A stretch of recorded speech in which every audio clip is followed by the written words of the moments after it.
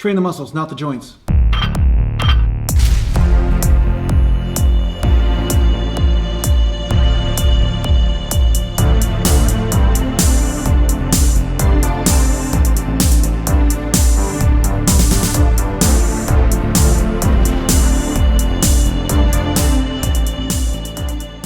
So welcome to the Natural Gallant Friday Q&A, and I know this is a little bit different than usual. I'm going to be doing some workout footage because the snow outside my house is just absolutely miserable, and standing outside while I'm getting dumped on and in the cold, it just didn't make sense. So I thought, hey, why don't I combine a workout video with some Q&A, and I answer some questions and show you some footage of me working out and talking to the camera and goofing around and kind of back and forth. So yeah, we'll see what this is like. Let me know if you like it or not. Let me know if this format works better for you, or if you just want me to shut up and get to the point. Anyway, first question is Mick Joseph is asking about what my thoughts are on drinking alcohol and training.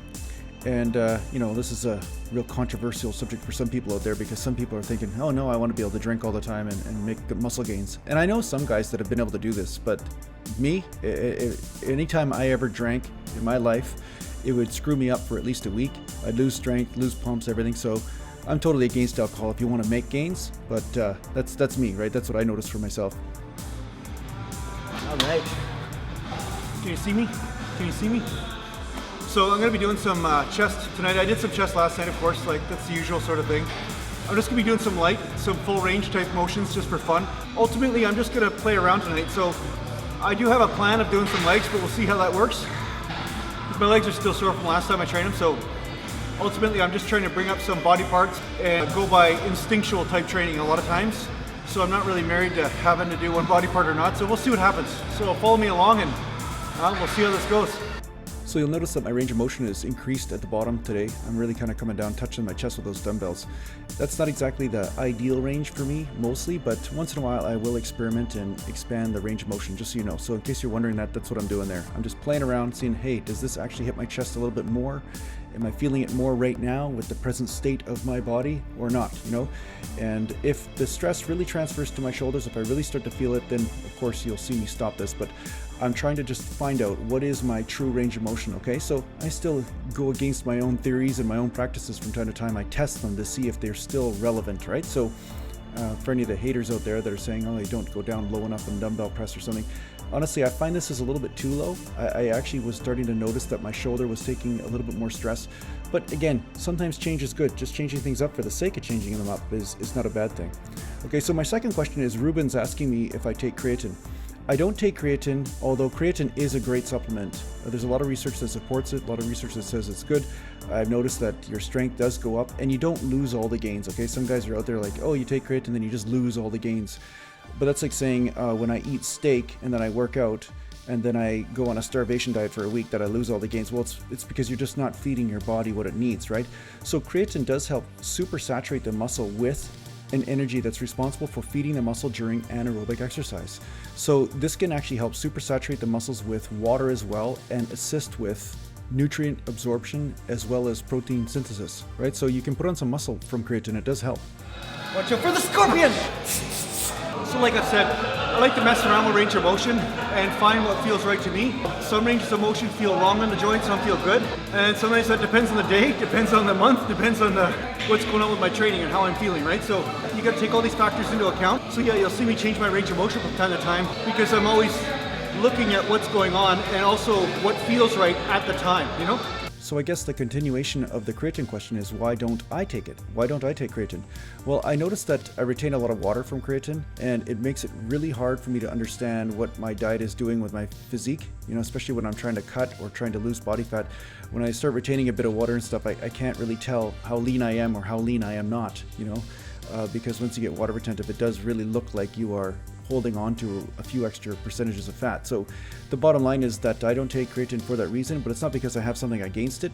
I just don't regularly take it. I mean, it's not that I'll never take it in the future, but for now, I'm going to avoid it just because I want to know exactly what my nutrition program is doing to my body and how it's affecting it. Different ranges of motion, different muscle parts and different groups will hit failure first, right? So sometimes what I find when I squeeze more up the top, I get more of a tricep fatigue, but I do get a little bit of a different squeeze in the chest, so you just gotta play around with this stuff, man. Play around with it.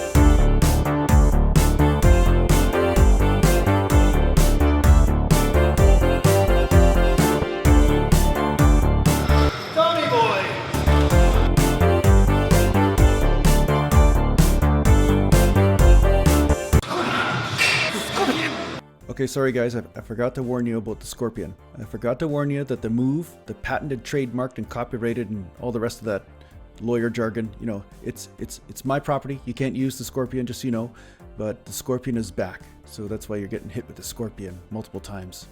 So there I am, just hanging out on the seated row, and I will answer some questions. And the next question I'm going to answer is, there was a guy, and I don't want to scroll through the comments to find out his name, but the bottom line is he asked, is it normal to lose 4 or 5 pounds in 1 week? When he's first going on a cut or dieting. And I'd say if you're on a really low carb cut, it could happen. You can lose like 2 or 3 pounds of water like instantly in one day. And that depends on, of course, percentage of body weight, right? So say you're a 300 pound guy, you can lose probably a lot more water in one day than say a guy that's 150 pounds, you know what I'm saying? So what's normal for fat loss is about 1 pound per week of straight fat, right? That's the average. You know, I know it's a very general average. I'm sure with taller guys it might be more. It might be, you know, it's based on percentage of body weight, I'm thinking. So the bottom line is that if you're cutting and you notice that you're losing so much strength so fast and you're losing muscle, like when you look in the mirror, like you're always looking at yourself and you're seeing that your muscles are flattening out and you actually almost look fatter sometimes. If this is happening constantly every week, that means that you're probably dieting too hard and your body's basically dipping into your muscle instead of your fat store. So you want to make sure that you're dieting just hard enough that your body's eating the fat but not eating the muscle. And you're going to have to find the sweet spot for this, because if you diet too hard, you will start to see the signs where you start dropping muscle too fast. So that's why you see me messing around with my diet, where I start to up my carbs a little bit or lower them, or up my fats and lower them. I'm trying to find that middle ground where I'm losing body fat, but I'm still able to maintain the muscle mass I have, if not put some on.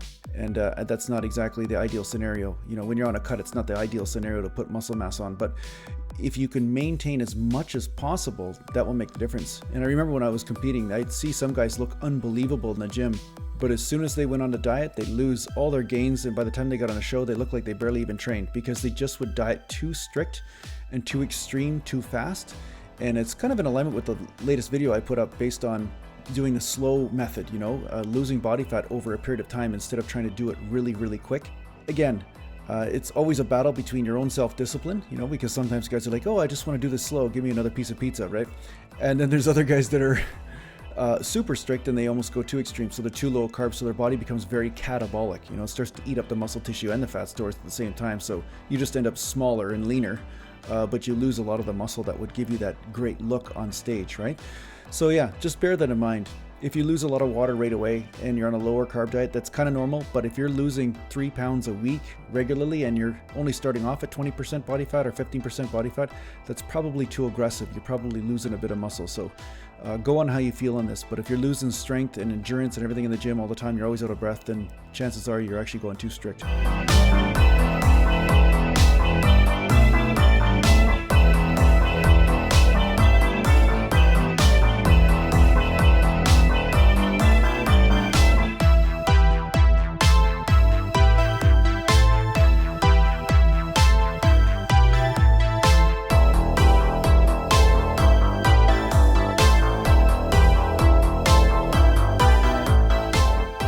So I've also had some of you guys out there asking about workout programs, and you know that I have the 2-day split A, B, and now C. I put the C program up on my site just recently, but I'm also going to have other types of programs. So some of you are asking about higher volume programs or just a 3-day per week program. I'm actually in the midst of writing those programs right now, and they will be on my website, because I know some guys want to train just 3 days a week and that's all they have time for. And at the same time, that's just what works for them, because I know different people, different techniques work for them. Okay, so I'm not here to perpetuate training only the 2-day split method, although I love that method. Sometimes 3-day split works great. Sometimes, you know, the bro split works great for some people with higher volume. So I'm going to have different types of programs available on my site. So don't worry, if it's not up there yet, it will be up there in the future, or at least just send me an email or send me a message and say this is the type of program that you're looking for, and I'll make it for you. Because I've experimented with lots of different programs and seen people grow in lots of different ways. Okay, so yeah, so pretty soon 3-day split will be up there with higher volume, as well as a 3-day per week workout. So it's like a whole body workout 3 days per week. So I'll be writing a program up with that, and rep ranges and all that kind of stuff is going to be prescribed in there. So Killer of Zombies asked me if I think that just training one body part for a month is a relevant way of training? You know, is it legit? Is it something that may cause some gains because he's found that his upper body's growing, but his legs have not grown and they're kind of stubborn. So he's asking if he should just train legs for a month and see if he gets some results from that. And you know, this is a technique that I've seen some guys use, and it can work, because just think of it this way. Think of your recovery as a pie, and you only have so much recovery to go to the various muscle groups and systems of the body. And if you use all that recovery just for one part of the body, you will notice that that part of the body will actually grow faster. Well, the burns will stop me, not fatigue. So as you can see, I'm using pretty lightweight, but I'm just trying to get a burn, just go into the reps, and I'm hitting a lot of fatigue just because of the incline curls. Did about 4 sets there after doing some back, so my arms are a little fatigued right now because I'm not used to the high volume thing. You know, that's why sometimes it'll be good for me to do a high volume workout from time to time, do 12 or 15 sets per body part to get it used to that. I find that my muscles usually burn out by about 4 or 5 sets now, 6 sets, because that's what they're kind of used to. So right now I'm just trying to pump it up and just, I swing just a tiny bit just to get the dumbbell around my legs. It just feels comfortable. But it's not because I need to swing to get it up, but it just seems like I can get a smooth motion that way, and that's what I'm trying to do, is just get that smooth, constant machine-like motion. So the confusing thing about only training one body part for a month and seeing if you can bring that body part up or not is that, you know, everything I read and everything I experienced a lot of times was if you do heavy squats, heavy deadlifts, heavy bent over rows, you know, just the fact that you're holding onto that weight will cause some sort of hormonal secretion in your body. You know, your testosterone, your growth hormone, all these things that us natural bodybuilders rely on to stimulate from our training start to get stimulated from lifting that heavy weight. But I've also seen a natural bodybuilder who was involved in an accident and he could not train legs. He could not do deadlifts. He couldn't do any of those major lifts. And all he could do was focus on bench press and arms and shoulders and then doing some machine type back work. And his upper body just absolutely totally ballooned. It's like he grew overnight. It was like his legs were almost sapping all his recovery away. And then the minute he actually just concentrated on upper body, he got all these results.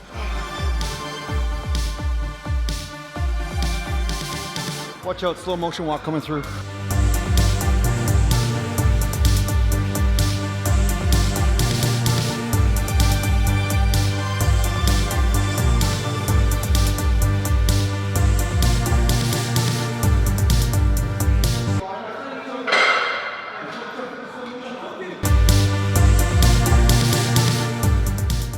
So Captain Mantastic is asking me a question about pyramid training, and he notices that I always do straight sets. You know, I'll warm up and decide whatever rep range I'm going to do, and then I get right into my workout. And usually I'm doing straight sets. So say whether I'm doing 15 reps or 10 reps or 5 reps, whatever it is, I'm usually doing straight sets, and that's what I do. So he's asking me about pyramid training and if I've ever done it, and I'll answer that right after this clip.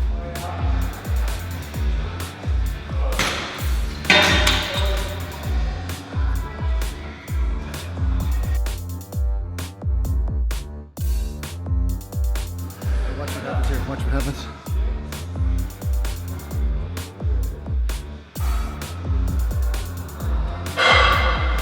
You got me.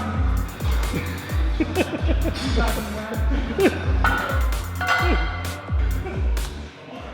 So what I just wrote there, never play that joke on somebody if they're doing free weights because you'll injure them. Okay, just so any of you younger guys out there watching this video, don't ever pull a plate off the side of a guy benching or squatting or anything like that, because you will hurt him. So I only did this because it was on a machine, it was safe, I knew he wasn't going to hurt himself, so that's why. Okay, so anyway, to answer the question about pyramid training, I did do pyramid training quite a bit here and there with squats and with bench press and with certain exercises, but I find that I don't get as good of a workout when I do that too much. So when you pyramid train, you basically do an easy weight that you can easily do, you know, 20, 30 reps with. You know, you warm up just like usual, and then you might move to a weight where you can do 12 reps, but you probably can do 20 reps with that weight, but you just do 12 because you're trying to conserve your energy. And then you just continually work up, you know, so the next set it'll be 10 reps, and then the next set might be 8 reps, next set will be 6 reps. But the trick is that every set is not to failure, and you're always conserving energy for that last and final set where you will be working with maximal weight, right?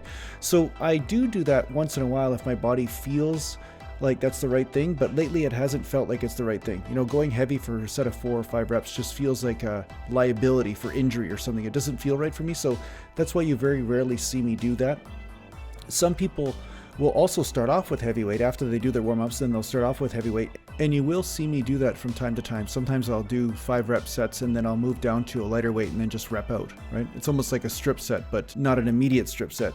Strip set's when you go from heavyweight immediately with no rest into the next set. But sometimes what I'll do is, reps for 5, 6 reps, 7 reps on bench or whatever it is I'm doing. And then the next set, after taking a minute or two of rest, then I will move on to a lighter weight and then do high reps. So I guess you could say I do reverse pyramid from time to time, but I rarely pyramid up to maximal poundages just because I find it's just so hard on the joints. And for the most part, I'm getting better results with higher or medium rep range, so I don't feel the need to go into those super low rep ranges. It's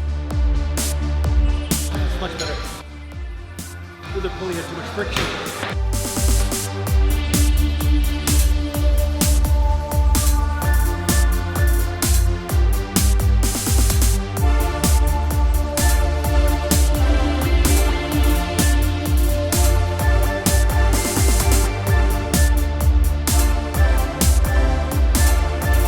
I do those partials just to get that extra burn because I don't have enough strength to straighten it, so stop with some partials, right? So Cameron D is asking about why pull downs work better with a rope for him, because he's noticing when he pulls with the bar he engages more of his bicep and his forearms, but when he pulls with a rope he's noticing that he's feeling more of his lats. Well, when you pull with a rope, your little finger is actually where all the pressure is, pulling against those knobs at the bottom. And because of that, it totally changes the angle of force. You're actually rotating around the shoulder and pulling shoulders back instead of concentrating on bending the arms. Because bending the arm is not going to really pull towards the little finger, right? If you bend the arm and focus on bending the bicep in order to pull the rope towards you, you're actually going to be engaging just bicep.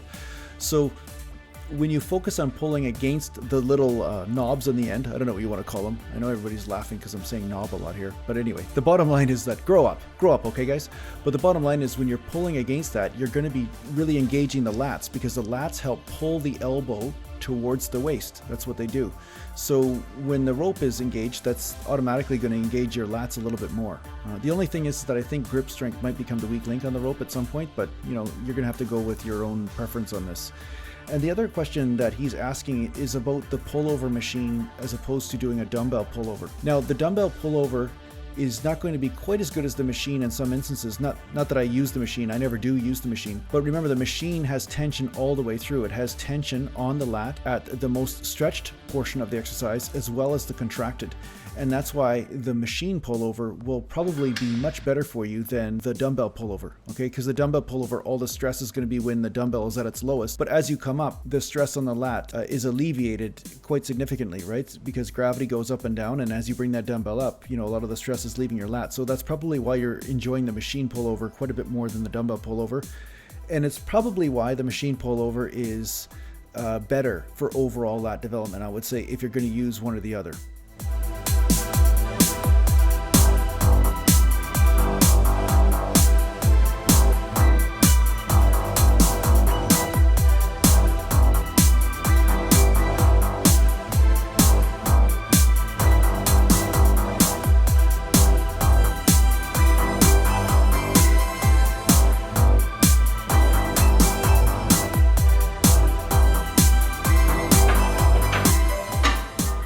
So you can see I'm doing some reverse hack squats right here. And I'm only going to be doing light because, like I've stated before in the beginning of the video, my legs are already sore from, I believe, walking lunges actually the day before or 2 days before, one of the two.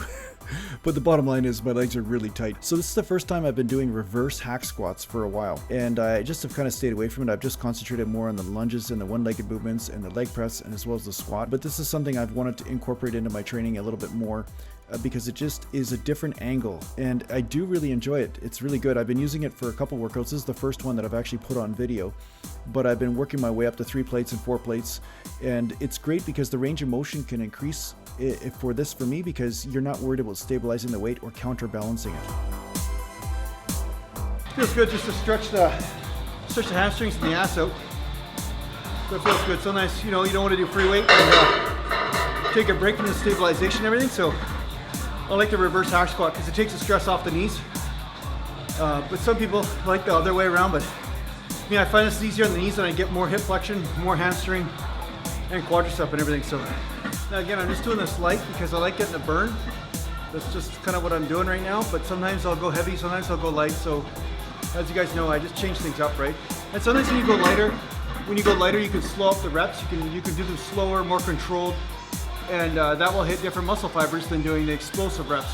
It'll hit just different areas, right? So depending on how I feel will depend on what I'm motivated to do. You know, say my lower back is tight, I'm like, okay, well, let's just burn out the legs a bit without actually working the lower back so hard. So it just depends on what my body's telling me, right? So I've learned to listen to it over a long time. So I basically just go with what needs the pump, I guess. You know, what needs the training today, you know?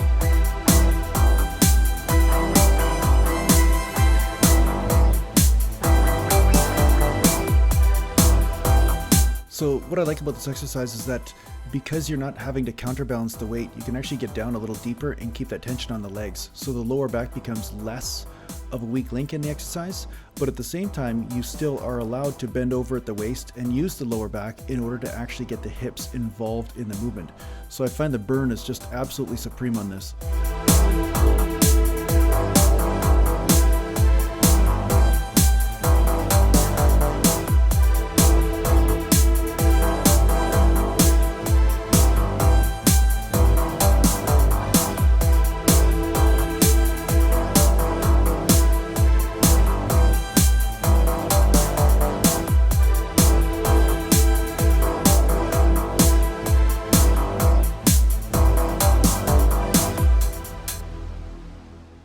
Okay, so now that I got that set done, I just want to give a shout out to a guy that just had a 40th birthday, Kyle Murphy. I'd like to welcome you to the cult of Natural Gallant Bodybuilding. Happy birthday, Kyle. Man, that shirt looks good on you, man. It looks good. I mean, you never know that you're only 120 pounds. You never would be able to guess, but that shirt really brings out the biceps, I tell you. But anyway, just kidding, man. Happy birthday, Kyle. And any of you guys out in Chilliwack or living out in that area, make sure you go and check out his gym. He's got a great gym, great setup there, and a pretty good bunch of members as well. So yeah, so I finished off with just 3 or 4 sets of this 225 for lots of reps.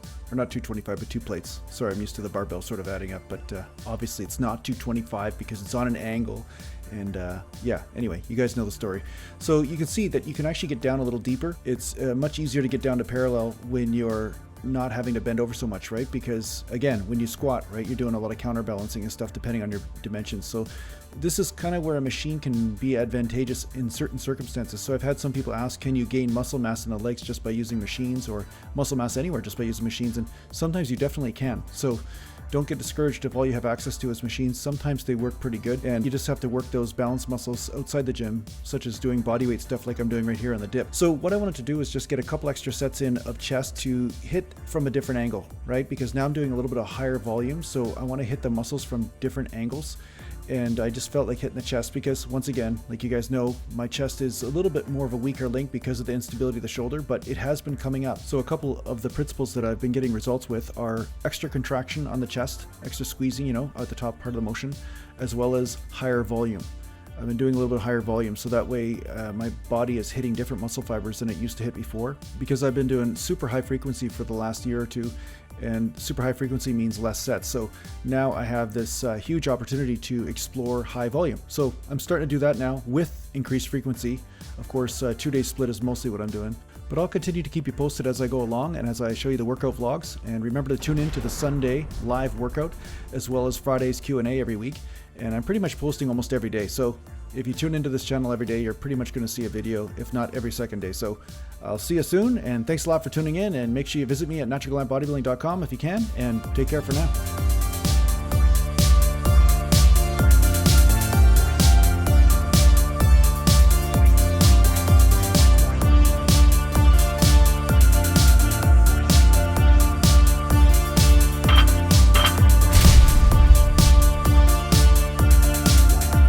There you go, train the muscles, not the joints. Guaranteed to make your back bigger, guaranteed.